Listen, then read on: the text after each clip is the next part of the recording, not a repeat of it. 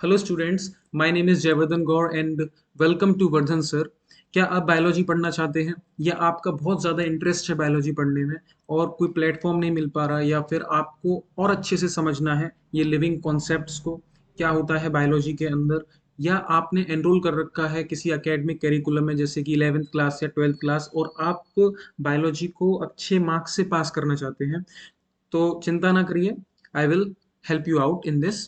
So this is an introductory video in which we learn what is biology, how to study biology, and biological level of classification. So what is biology? Biology is made up of from two words. Bio means life or living, and logos means to study. So the study of living organisms and the living processes is biology. होता क्या है कि ये science की एक ऐसी stream है जिसके अंदर हम लिविंग ऑर्गेनिजम्स और लिविंग प्रोसेसेस को हम अच्छे से पढ़ते हैं। ये टर्म दे रखी है लिविंग प्रोसेसेस। तो क्या ये प्रोसेसेस लिविंग होती हैं? नहीं, ऐसा नहीं है। लिविंग प्रोसेसेस का मतलब ये है कि ऐसी प्रोसेसेस जो एक ऑर्गेनिज्म के अंदर चल रही हैं और इन्हीं प्रोसेसेस की वजह से वो ऑर्गेनिज्म लिविंग है। ये होता है लिविंग प्रोसेसेस का मतलब। क्या है इनके एग्जाम्पल? जैसे कि ग्लाइकोलिसिस, रेस्पिरेशन, एटसेट्रा। बहुत सारे ऐसे एग्जाम्पल हैं। सो एक बात नोट पॉइंट में मैंने इसको लिखा है क्योंकि 11th क्लास की एनसीईआरटी में एक पॉइंट है लिविंग रिएक्शंस। सो ये उससे मिलता जुलता है, बिल्कुल सेम है। Living reactions means reactions are not living.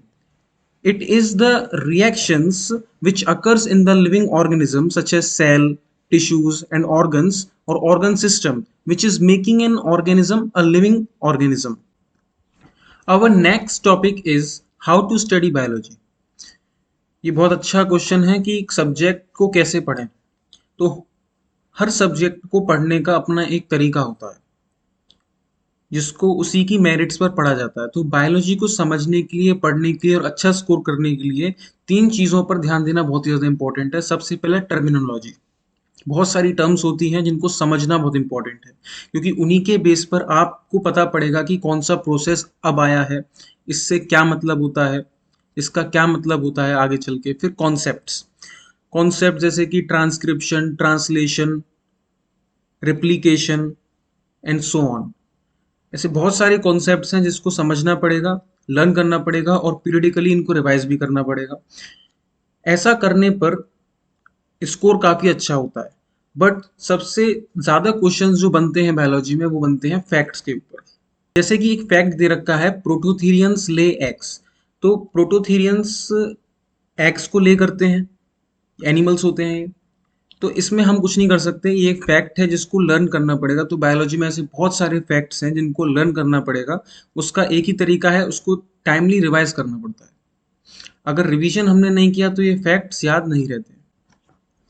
So now we are on our next topic, biological level of organization, and here we are seeing that there are number of atoms that joins together and forms molecules. As in this picture we can see here, more than one atoms combine to themselves and make molecules. बहुत सारे atoms आपस में जुड़ के molecules को बनाते हैं, then molecules आपस में मिल करके सेल्स को बनाते हैं, then cells group together to form tissues and these tissues group together to form organ.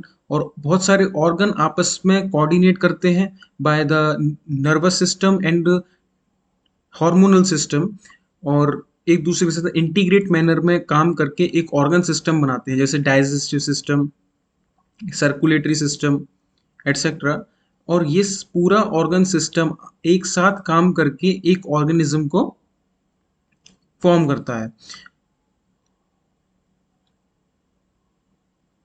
So biological level of organisation, there are many chapters we will learn in our curriculum, that is molecules. Related to molecules, ये सारे atoms मिलकर जो आपस में molecules बनाते हैं, इनको हमने टर्म दी है बायोमोलिक्यूल्स। तो bio means living and molecules, so are these molecules living? No, ऐसा नहीं है, कोई भी मॉलिक्यूल लिविंग मॉलिक्यूल नहीं होता, बट हमने इनको टर्म दिया है बायोमोलिक्यूल्स क्योंकि इन्हीं मॉलिक्यूल्स की वजह से जो ऑर्गेनिज्म है वो क्या है, एक लिविंग स्टेट में है। तो क्या हम मॉलिक्यूल्स को लिविंग कह सकते हैं? बिल्कुल नहीं कह सकते, क्योंकि एक सेल से नीचे किसी भी चीज़ को हम लिविंग नहीं कह सकते। इवन वायरसेस, वायरसेस के ऊपर भी क्वेश्चन मार्क है, उसको हमने कभी नहीं माना कि वो एक लिविंग है, और उसको हमने कभी ये भी नहीं माना कि वो नॉन लिविंग है। So they are on the verge of living and non living. इसलिए हम सेल के लिए कहते हैं cell is the structural and fundamental unit of life. Cell के ऊपर हमारा पूरा चैप्टर है, जैसे सेल बायोलॉजी, जो हम 11th क्लास में पढ़ते हैं। और जब ये बहुत सारे सेल आपस में मिलके टिश्यूज बना लेते हैं, तो टिश्यूज के ऊपर भी एक चैप्टर है पूरा।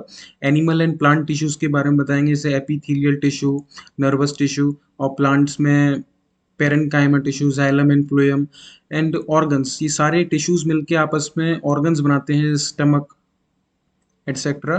एंड और ये सारे ऑर्गन्स आपस में मिलके ऑर्गन सिस्टम बनाते हैं। तो इसके ऊपर 11th क्लास में 2 चैप्टर्स हैं, animal physiology and plant physiology, पूरा डेडिकेटेड टू ऑर्गन सिस्टम्स। और ये ऑर्गन सिस्टम आपस में मिलके ऑर्गेनिज्म बनाते हैं। और जब भी बहुत सारे ऑर्गेनिज्म हमारे एनवायरनमेंट में एक साथ मिलते हैं, तो ये पॉपुलेशन टर्म दी गई है इसी चीज़ को। और ये पॉपुलेशन या ऑर्गेनिज्म का जो रिलेशन है इकोसिस्टम के साथ, मींस ये पूरे एनवायरनमेंट के साथ, तो ये स्टडी करते हैं एक सेपरेट यूनिट में, जो कि 12th क्लास में है, इकोलॉजी, लास्ट यूनिट है। So that's all for today. Thank you very much and have a nice day.